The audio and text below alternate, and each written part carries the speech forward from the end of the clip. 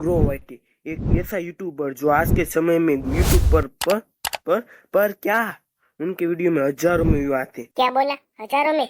हजारों में नहीं, लाखों में व्यू आते। हमारे वीडियो पर भी 500-600 व्यू आते। क्या 500-600 व्यू? हाँ हाँ, अब तू जा, मैंने टॉपिक पर फोकस करने दे। पहले आप ग्रोवाइटी में वीडियो देख लो।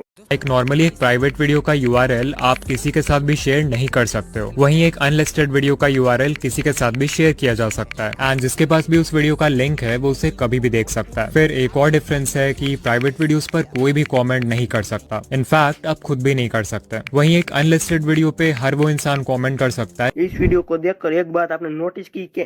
ग्रोवाइटी की वीडियो एडिटिंग और हमारी वीडियो एडिटिंग से एकदम अलग ही है। उसकी एडिटिंग में video clips, sound effect use किया गया है। आपको भी ये सारे video clips and sound effect को यूज करो।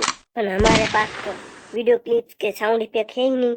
तो बताओ ना भाई, हम कहाँ से सारे वीडियो मटेरियल डाउनलोड कर सकते हैं? भाई बताता हूँ, आप पहले इस साउंड इफेक्ट को देख लो।